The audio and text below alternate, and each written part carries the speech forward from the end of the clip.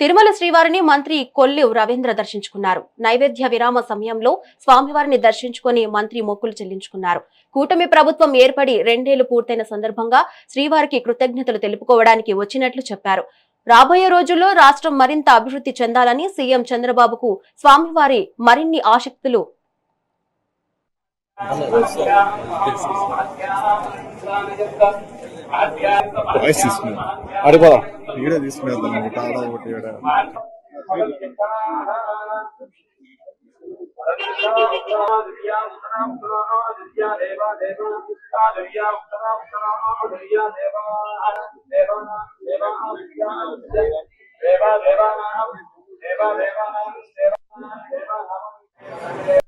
కలియుగ దైవం శ్రీ వెంకటేశ్వర స్వామి వారి దర్శనాన్ని ఈరోజు చేసుకోవడం జరిగింది. ఈరోజు చాలా పవిత్రమైన రోజు, ఏకాదశ రేవతి నక్షత్రం రోజు. ఈరోజు స్వామివారిని దర్శించుకోవడం చాలా ఆనందంగా ఉంది.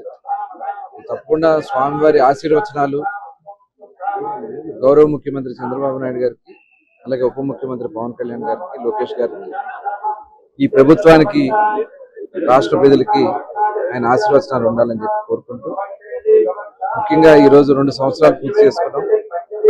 ఆ స్వామివారి ఆశీర్వచనాలతో ఈ రాష్ట్రాన్ని మళ్ళీ నిర్మాణం చేసుకోవడం కోసం కూటమి ప్రభుత్వానికి అవకాశం ఇచ్చారు. తప్పకుండా ఆయన ఆశీర్వచనాలతో ఇవాళ ఈ 2 సంవత్సరాల్లో చాలా విజయవంతంగా పరిపాలన జరుగుతూ ఉంది.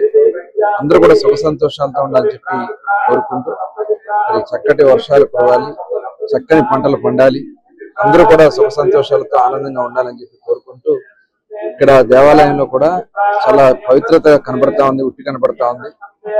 ప్రసాదాలు కూడా చాలా శ్రేష్టంగా, చాలా పరిశుద్ధంగా ఉన్నాయి.